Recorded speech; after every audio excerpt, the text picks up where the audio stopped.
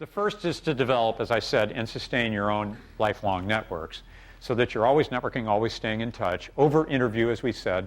Call some one person that you didn't need to return a call to every day for 10 minutes.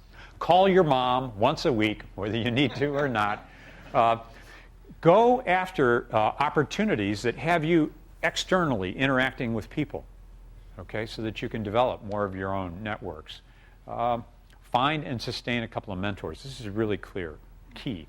If you can find a mentor in the workplace, okay, even better outside the workplace, who are a couple of months, every couple of months will have breakfast with you and talk about your personal development, someone you really admire, or two mentors, then you're a very, very lucky individual. And I think you can repay that mentorship only by mentoring others. The net is go build a web of relationships. And remember that learning is everything. So you take your first assignment based on what you're going to learn, where the factors in that learning are here, your desire and drive, the company you select. I think building a strong and diverse foundation of experiences is key.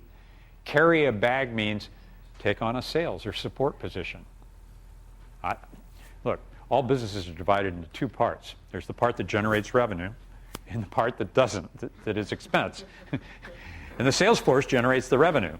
So the whole job of everybody else is to support the sales force.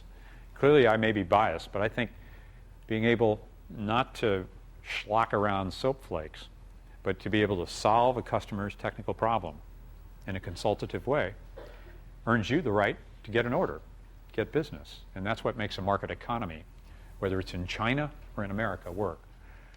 Now, you ought to figure out how to launch a product, how to manage some people, and see some great management processes. And then, when the time's right, which could be right now, or 3 years from now, or 5 years from now, there is such a shortage of great technical talent and great people, then go ahead and swing for the fences. I mean, it's going to be okay if you miss, but maybe then is the time to join or start a new venture.